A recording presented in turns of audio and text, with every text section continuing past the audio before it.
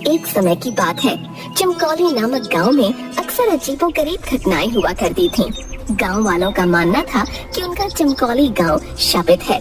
जब भी कोई गांव वाला गांव के जंगल में जाता तो वो जिंदा नहीं बचता।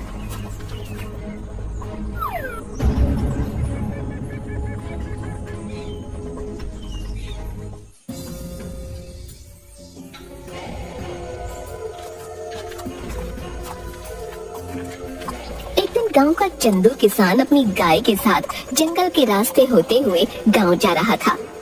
अरे रात काफी हो गई है, मुझे जल्दी निकलना चाहिए था, लेकिन ये गौरी जंगल में चरने लग गई और देर हो गई। गौरी अब चल जल्दी से, इस जंगल में बहुत अनहोनी घटनाएं होती रहती हैं। चंदू डरता हुआ अपनी गाय के साथ थोड़ा आगे बढ़ता है तो उसे पेड़ के नीचे एक बुढ़िया घूंघट ओढ़े दिखाई देती है, जो देखने में काफी डरावनी लग रही होती है।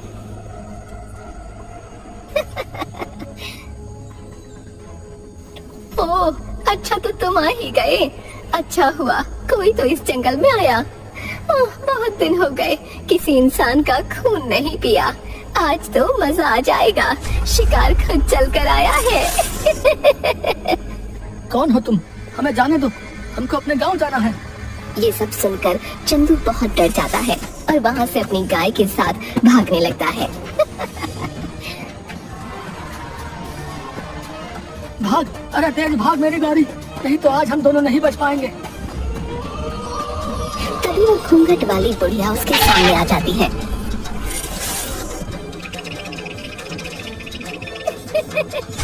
अपने लंबे लंबे नाखूनों से चंदू को मार डालती है, उसके बाद उसकी गाय को भी।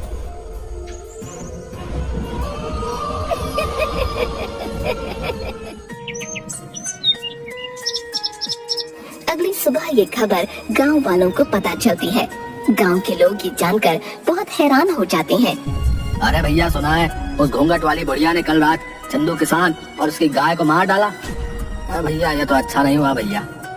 हाँ भैया, अब तो इस गांव में रहते भी डर लगता है, लेकिन क्या करें भैया, गांव छोड़कर भी तो नहीं जा सकते ना। वो जो जंगल है वो गांव के बीचों बीच ही पड़ता है भैया, आखिर जाए भी तो कहाँ। और ये बोलते हुए वो दोनों बहुत उदास हो जाते हैं। चंदू के मरने की खबर उसके घर पहुंचती है। चंदू किसान का बेटा पप्पू जोर जोर से रो रहा होता है। अरे अरे, अब बस भी कर दे रोना तू। तेरा बाप तो तुझे छोड़कर चलता बना मेरे ऊपर। आखिर मैं कहाँ से खिलाऊंगी तुझे रोटी? मेरा तो खुद एक बेटा है और तेरे बाबा जो आज तक एक पैसा भी नहीं जोड़ पाए छोड़ गए तुझे मेरे ऊपर। नहीं नहीं, अब मैं तुझे अपने पास नहीं रख सकती। हाँ, निकल जाए यहाँ से। अरे हाँ माँ, निकालो इसे यहाँ से।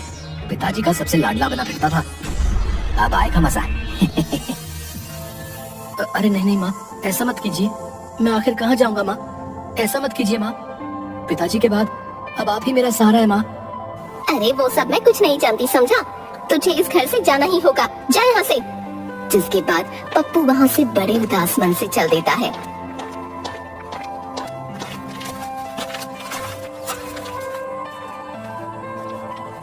चलते चलते वो गांव के उसी जंगल में आ जाता है। जैसे ही पप्पू अंदर जंगल में जाता है, उसे डरावनी आवाजें सुनाई देने लगती हैं। वो बहुत डर जाता है।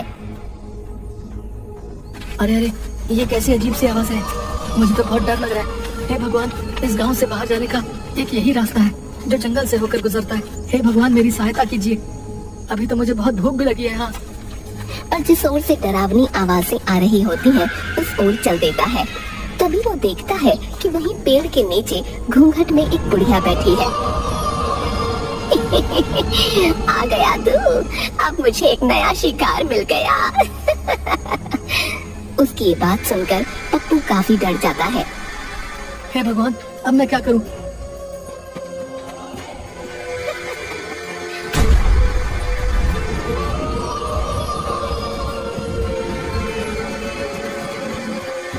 तभी भागते भागते पप्पू एक गड्ढे में गिर जाता है।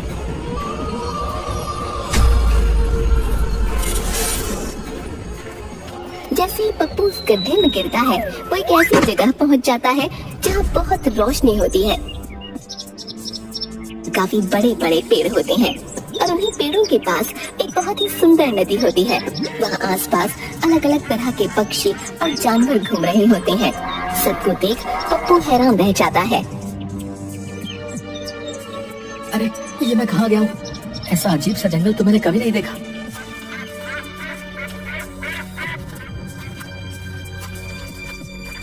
कभी वो थोड़ी दूर चलता है कि उस जंगल में गांव के वो लोग जो मर गए थे पेड़ से बंधे थे, और साथ में पप्पू के बाबा भी थे। पप्पू ये देखकर हैरान रह जाता है और अपने बाबा के पास आ जाता है। अरे बाबा, आप जिंदा हैं? आपको पता है, मुझे लगा था मैंने आपको खो दिया, लेकिन आप तो जिंदा हैं। लेकिन आप यहाँ कैसे आए? पप्पू की इन बातों का उसके बाबा पर कोई असर नहीं हो रहा था। अरे बाबा, आप बोलते क्यों नहीं? तभी पप्पू के पास एक अजीब सा दिखने वाला आदमी आता है जिसकी 3 आंखें होती हैं। पप्पू उसे देखकर हैरान हो जाता है। अरे बेटा, तुम मुझसे डरो मत, मैं तुम्हें कुछ भी नहीं करूँगा। इस जादुई जंगल में आसानी से कोई नहीं आ सकता। अगर तुम यहाँ आए हो तो जरूर तुम्हें कोई खास बात अवश्य है। लेकिन आप कौन है? और यहाँ पर मेरे गांव के वो सारे लोग मौजूद हैं जो मर गए थे, यहाँ तक कि मेरे बाबा भी। मेरी तो कुछ समझ नहीं आ रहा है। बेटा, मैं इस जंगल में कई वर्षों से तपस्या कर रहा था कि अचानक एक दिन यहाँ पर एक औरत जो पिशाचिनी थी वो आ गई। कई वर्षों की तपस्या के बाद मुझे एक मंत्र मिला जिससे मैं सबसे शक्तिशाली हो सकता था और हमेशा के लिए अमर भी। लेकिन इस बात की खबर उस पिशाचिनी को लग गई और यहाँ मुझे मारने आ गई। मैं पिशाचिनी हूँ। मुझे पता चल गया है कि तेरे पास वो जादुई मंत्र है। मुझे वो जादुई मंत्र बता, मैं इस दुनिया में अमर होना चाहती हूँ। उस समय अगर मैं पिशाचिनी को जादुई मंत्र नहीं बताता तो वो मुझे मार डालती, इसलिए मैंने उसे वो जादुई मंत्र बता दिया। लेकिन क्योंकि वो एक पिशाचिनी औरत थी, इसलिए उसे अमर होने के लिए उस जादुई मंत्र के साथ साथ कुछ लोगों के खून की भी जरूरत थी, जिनका खून पीकर वो अमर हो सकती थी। तब से ही पिशाचिनी अपना भेष बदलकर अलग अलग गांव में जाती है और लोगों को मारकर उन्हें यहाँ इस जंगल में ले आती है और उनका सारा खून पी जाती है।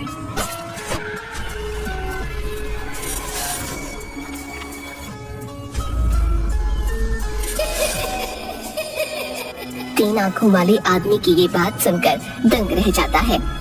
तो क्या अब मेरे बाबा और मेरे गांव के सभी लोग कभी जिंदा नहीं हो पाएंगे? बेटा, जिंदा हो सकते हैं, लेकिन इसके लिए तुम्हें एक कठिन राह से गुजरना होगा। वो घूंघट वाली औरत ही पिशाचिनी है जो तुम्हारे गांव के लोगों को मारा करती है। अब बस उसे कुछ ही लोगों के खून की जरूरत है, जिसके बाद वो उस जादुई मंत्र से अमर हो जाएगी। अगर ऐसा हुआ तो तुम कभी भी अपने पिता और बाकी गांव वालों को कभी जिंदा नहीं कर पाओगे। सिर्फ एक ही रास्ता है जो उस घूंघट वाली पिशाचिनी को अमर होने से रोक सकता है, लेकिन राह बहुत कठिन है। मुझे वो राह बताएं। मैं अपने बाबा और गांव वालों को फिर से जिंदा करना चाहता हूँ। बताएं मुझे क्या करना होगा। तभी वो 3 आंख वाला आदमी पप्पू को एक जल का लोटा देता है। पप्पू, इस सिद्ध जल के कलश को लेकर तुम्हें उस पिशाचिनी के पास जंगल में जाना होगा, और जिस वृक्ष के नीचे वो अपने शिकार का इंतजार करती है, उसी वृक्ष के ऊपर एक उल्लू निवास करता है।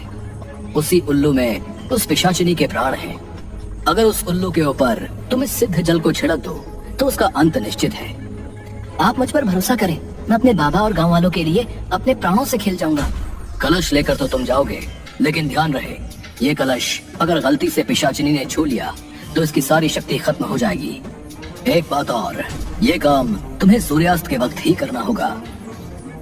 अगर उस पहर से पहले तुम काम ना कर पाए तो रात होते ही उल्लू वहाँ से उड़ जाएगा। उसके बाद उसका पता लगा पाना बहुत मुश्किल होगा। आपकी कही सब बातों का मैं ध्यान रखूंगा। अब आप मुझे आज्ञा दें। तुम अपने कार्य में कामयाब होकर लौटो। सभी का आशीर्वाद तुम्हारे साथ है।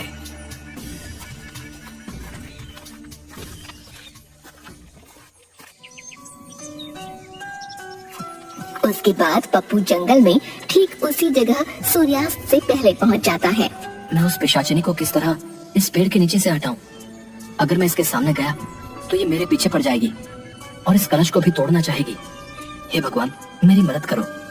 तभी उसके सामने उसकी गाय गौरी, जिसको पिशाचिनी ने मार दिया होता है, वो आ जाती है। अरे गौरी, तुम आ गई। हाँ पप्पू, मैं तुम्हारी मदद करने आई हूँ। अब मैं तुम्हारा रूप लेकर पिशाचिनी के सामने जाऊंगी, जिससे वो मेरे पीछे भागेगी।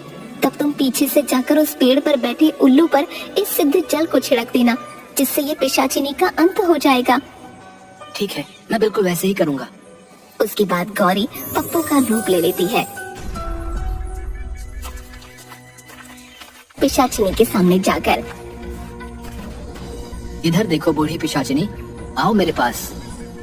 अरे ये क्या देख रही हूँ? आज मेरा शिकार मुझे खुद बुला रहा है। आज तो आनंद आ जाएगा। उस दिन तुम कहीं भाग निकले थे, आज तुम्हें कोई नहीं बचा पाएगा। हाँ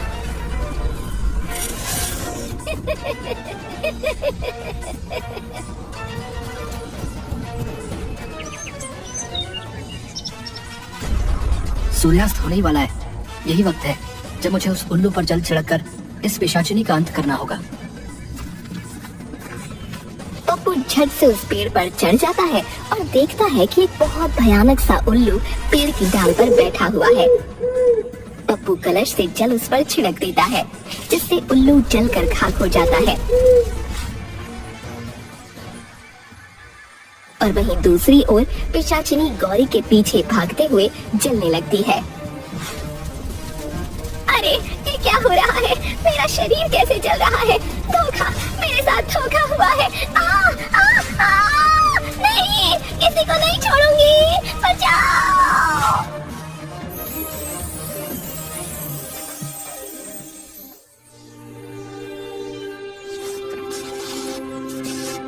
धन्यवाद ईश्वर, मैं इस राक्षसी का अंत करने में सफल हुआ।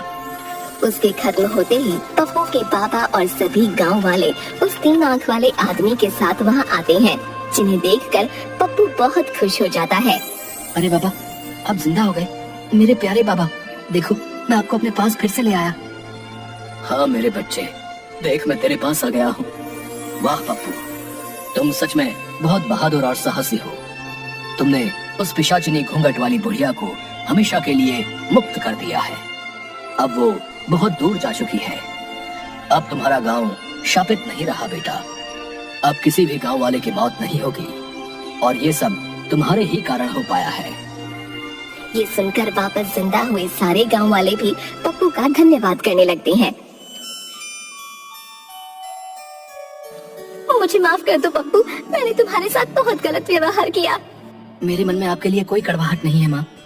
देखो पिताजी अब हमारे साथ हैं, हम सब अब साथ रहेंगे। अरे वाह बेटा, तुमने जो हमारे लिए किया वो कोई नहीं कर सकता था।